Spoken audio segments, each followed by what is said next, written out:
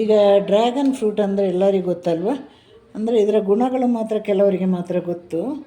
ಇದು ಒಂದು ಆರೋಗ್ಯಕರವಾದ ಹಣ್ಣು. ಅದಲ್ಲದೆ ಮೊದಲೆಲ್ಲ ವಿದೇಶಗಳಲ್ಲೆಲ್ಲ ಬೆಳೀತಾಯಿದ್ರು.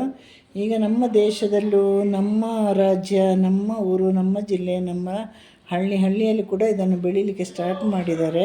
ಯಾಕಂದರೆ ನಮ್ಮ ಮಣ್ಣಲ್ಲಿ ಕೂಡ ಇದಕ್ಕೆ ಬೆಳೆಯುವಂತಹ ಗುಣ ಇದೆ ಅಂತ ಗೊತ್ತಾಗಿ ರೇಟ್ ಸ್ವಲ್ಪ ಇವಾಗ ಕಮ್ಮಿ ಆಗ್ತಾಯಿದೆ. ಮೊದಲು ವಿದೇಶದಲ್ಲಿ ಮಾತ್ರ ಬೆಳೆಯುವಾಗ ಇದರ ರೇಟ್ ಬಹಳಷ್ಟಿತ್ತು. ಇದು ದೊಡ್ಡ ದೊಡ್ಡ ಅಂಗಡಿಯಲ್ಲಿ ಸಿಗ್ತಾಯಿತ್ತು. ಇವಾಗ ಸಾಮಾನ್ಯ ಎಲ್ಲ ಅಂಗಡಿಗಳಲ್ಲಿ, ಗಾಡಿಗಳಲ್ಲಿ ಎಲ್ಲ ಕಡೆಯೂ ನಮಗೆ ಸಿಗುತ್ತೆ.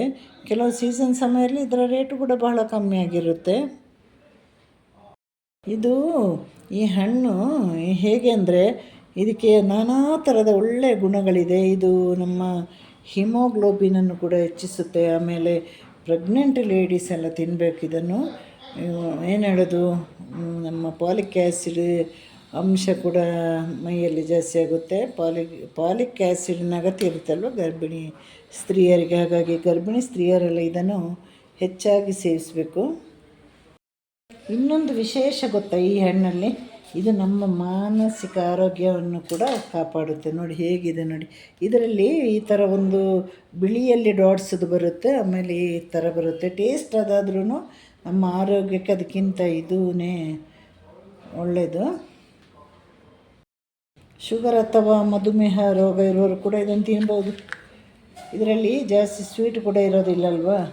ಹಾಗಾಗಿ ಶುಗರ್ ಪೇಷಂಟ್ಗಳು ಒಂದು ಮಿತವಾಗಿ ಅವರು ದಿನ ಒಂದು ಹಣ್ಣನ್ನು ಸೇವಿಸಲೇಬೇಕು. ಒಂದಿನ ಇದನ್ನು ಕೂಡ, ಒಂದಿನ ಮೂಸಂಬಿ, ಒಂದಿನ ಏನು ಹೇಳೋದು ನಮ್ಮ ಪೇರ್ಸ್, ಅದರ ಜೊತೆ ಇದನ್ನು ಕೂಡ ಸೇವಿಸಬೇಕು. ದಿನಕ್ಕೊಂದು ಹಣ್ಣಿನಂತೆ ಸೇವಿಸುವಾಗ ಒಂದು ದಿನ ಈ ಹಣ್ಣನ್ನು ಕೂಡ ಆರಾಮವಾಗಿ ಸೇವಿಸ್ಬೋದು. ಅದಲ್ಲದೆ ನಮ್ಮ ಏನು ಹೇಳೋದು ಈ ಹಳದಿ ಕಾಯಿಲೆ ಇದೆ ಅಲ್ವಾ, ಅದಕ್ಕೆ ಏನು ಹೇಳೋದು ಹೆಪಟೈಟಿಸ್ ಬಿ ಇದೆ ಅಲ್ವಾ, ಅದಕ್ಕೂ ಕೂಡ ಈ ಹಣ್ಣು ಬಹಳ ಒಳ್ಳೆಯ ಒಂದು ಹಣ್ಣು.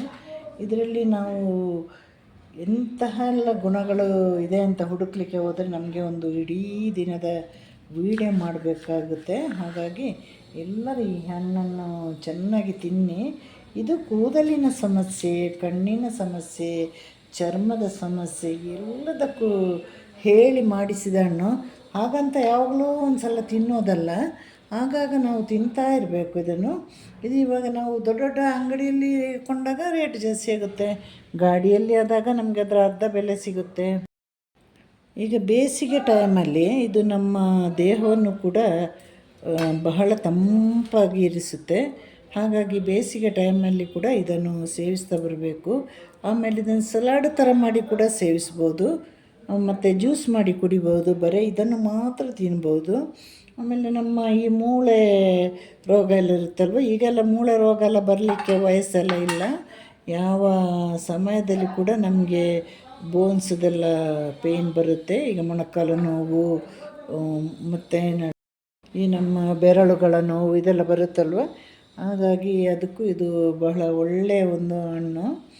ಇವಾಗ ನೋಡಿ ಇದನ್ನು ಹೀಗೆ ಮಾಡಿ ಹೀಗೆ ಇಷ್ಟು ಕಟ್ ಮಾಡಿದ ಮೇಲೆ ನಮಗೆ ಹೀಗೆ ಮಾಡಿ ತಿನ್ಬೋದು. ನೋಡಿ, ಬರೀ ಸಿಪ್ಪೆ ತೆಗೆದು ಹೀಗೆ ಮಾಡಿ ತಿನ್ಬೋದು. ಇದನ್ನು ಸಲಾಡ್ ಮಾಡಿ ತಿಂದರೆ ಇನ್ನಷ್ಟು ಒಳ್ಳೆಯದು. ಸೌತೆಕಾಯಿ ಇದೆಲ್ಲ ಸೇರಿಸಿ ನಾವು ತಿನ್ನಬೇಕು. ಆಮೇಲೆ ಹಲ್ಲಿನ ಒಂದು ರೋಗಕ್ಕೂ, ಆಮೇಲೆ ಬಾಯಿ ಹುಣ್ಣು ಬರುತ್ತಲ್ಲ, ಬಾಯಿ ಹುಣ್ಣಿಗೂ ಕೂಡ ಇದೊಂದು ಹೇಳಿ ಮಾಡಿಸಿದಂತಹ ಹಣ್ಣು. ಅದಲ್ಲದೆ ದೇವರು ಕೊಟ್ಟ ವರ ಅಂತಲೇ ಹೇಳ್ಬೋದು ಈ ಹಣ್ಣನ್ನು. ಇದು ನಮ್ಮ ಬಾಯಿ ಹುಣ್ಣು, ಆಮೇಲೆ ಏನು ಹೇಳೋದು ನಮ್ಮ ಕಣ್ಣಿನ ಆರೋಗ್ಯ, ಪ್ರತಿಯೊಂದಕ್ಕೂ ಒಳ್ಳೆಯ ಒಂದು ಹಣ್ಣು. ಅದನ್ನು ಶ್ರೀಮಂತರೇ ತಿನ್ನಬೇಕು ಅಂತಿಲ್ಲ. ಒಂದು ಕಾಲದಲ್ಲಿ ಹೆಸರಿತ್ತು ಡ್ರ್ಯಾಗನ್ ಫ್ರೂಟ್ ತಿನ್ನುವರೆಲ್ಲ ಶ್ರೀಮಂತರು ಅಂತ. ಈಗ ಯಾರಿಗೆ ಬೇಕಾದರೂ ತಿನ್ಬೋದು, ಯಾಕಂದರೆ ಇದು ಕೈಗೆ ಎಟಕುವ ಬೆಲೆಯಲ್ಲಿ ಕೂಡ ನಮಗೆ ಸಿಗುತ್ತೆ. ಕೆಲವು ಶ್ರೀಮಂತರ ಹಣ್ಣು ಅಂತಲೇ ಇರುತ್ತಲ್ವ, ಹಾಗಲ್ಲ ಅದು. ಈಗ ಎಲ್ಲ ಹಣ್ಣನ್ನು ನಮ್ಮ ದೇಶದಲ್ಲಿ, ನಮ್ಮ ರಾಜ್ಯದಲ್ಲೆಲ್ಲ ಬೆಳೆಸಲಿಕ್ಕೆ ಶುರು ಮಾಡಿದಾಗ ನಮ್ಮಂಥವರಿಗೆ ಅಥವಾ ನಮಗಿಂತ ಇನ್ನೂ ಸ್ವಲ್ಪ ಕಷ್ಟದಲ್ಲಿರೋರಿಗೆ, ನಮಗಿಂತ ದೊಡ್ಡ ದೊಡ್ಡ ಮೇಲೆ ಇರೋರಿಗೆಲ್ಲ ಸಮಾನ ರೀತಿಯಾಗಿ ತಿನ್ಬೋದು ಈ ಹಣ್ಣನ್ನು. ಅದು ಅಲ್ಲದೆ ಈ ಹಣ್ಣಲ್ಲಿರೋ ಇನ್ನೊಂದು ವಿಶೇಷ ಅಂದರೆ, ಈ ಕ್ಯಾನ್ಸರ್ ಕೋಶ ಡ್ಯಾಮೇಜ್ ಆಗುತ್ತಲ್ವ, ಆವಾಗ ನೋಡಿ ನಮ್ಮ ಈ ಕ್ಯಾನ್ಸರ್ ಕಾಯಿಲೆಯನ್ನು ತಡೆಗಟ್ಟುವಂತಹ ಶಕ್ತಿ, ಬರದಂತೆ ತಡೆಗಟ್ಟಬೇಕು ನಾವು. ಬಂದ ಮೇಲೆ ಯಾವುದೇ ಕಾಯಿಲೆ ಬಂದರೂ ಆಮೇಲೆ ತಡೆಗಟ್ಟುವುದು ಸ್ವಲ್ಪ ಕಷ್ಟ ಇದೆ. ಹಾಗೆ ಬರುವ ಮೊದಲೇ ಇದನ್ನೆಲ್ಲ ಸೇವಿಸ್ತಾ ಇದ್ದರೆ ರೋಗವನ್ನು ತುಂಬ ಕಾಯಿಲೆಯನ್ನು ನಾವು ತಡೆಗಟ್ಟಬೋದು. ಈ ಸ್ವೀಟ್ ಸಾಕಾಗದವರು ಬೇಕಂದರೆ ಸಕ್ಕರೆ ಹಾಕ್ಕೊಂಡು ಕೂಡ ತಿನ್ಬೋದು. ಹಾಗಾಗಿ ನನ್ನ ಒಂದು ವಿಶೇಷ ರಿಕ್ವೆಸ್ಟ್ ನಿಮಗೆ, ದಯವಿಟ್ಟು ಈ ಹಣ್ಣನ್ನೆಲ್ಲ ಸೇವಿಸಿ ಎಲ್ಲರೂ. ಅದರಲ್ಲಿ ತುಂಬ ರುಚಿಕರವಾದ ಹಣ್ಣು ಅಲ್ಲ ಅಂದ್ರೂ ಹಣ್ಣು ತುಂಬ ಬೆನಿಫಿಟ್ ಹಣ್ಣು. ಹಾಗೆ ಇವತ್ತಿನ ನನ್ನ ವಿಡಿಯೋ ಇದಾಗಿತ್ತು. ನಿಮ್ಮದು ಎಲ್ಲರದ್ದು ಸಪೋರ್ಟು, ಸಹಕಾರ, ಪ್ರೀತಿ ನನ್ನ ಮೇಲೆ ಇರಲಿ. ನಾನು ಒಳ್ಳೊಳ್ಳೆ ಮಾಹಿತಿಯೊಂದಿಗೆ, ಒಳ್ಳೊಳ್ಳೆ ಅಡುಗೆ, ಒಳ್ಳೊಳ್ಳೆ ಹಣ್ಣಿನ ತರಕಾರಿಯ ಮಾಹಿತಿಯೊಂದಿಗೆ ಪ್ರತಿದಿನ ವಿಡಿಯೋ ಮಾಡ್ಕೊಂಡು ಬರ್ತೀನಿ. ನಿಮ್ಮದೆಲ್ಲ ಸಪೋರ್ಟು, ಪ್ರೀತಿ, ಪ್ರೋತ್ಸಾಹ ಎಲ್ಲವೂ ನನ್ನ ಮೇಲೆ ಇರಲಿ. ಹಾಗೆ ಈ ಹಣ್ಣನ್ನು ಹೆಚ್ಚೆಚ್ಚಾಗಿ ತಿನ್ನಿ.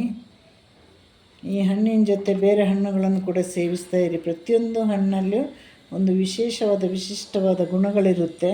ಹಾಗಾಗಿ ನಮಗೆ ಇದು ಪ್ರಕೃತಿ ಮಾತೆ ಕೊಟ್ಟ ಕೊಡುಗೆ ಅಲ್ವಾ, ಅದನ್ನು ಯಾರೂ ಕಡೆಗಣಿಸಬೇಡಿ. ಈಗಿನ ಮಕ್ಕಳಿಗೆ ಫ್ರೂಟ್ಸೇ ಬೇಡ, ಆದರೆ ಅವರಿಗೇನಾದರೂ ಮನವೊಲಿಸಿ ಅದನ್ನು ತಿನ್ನಿಸಬೇಕು. ಹಾಗೆ ಎಲ್ರಿಗೂ ಟಾಟಾ ಬಾಯ್, ಸಿ ಯು, ಟೇಕ್ ಕೇರ್.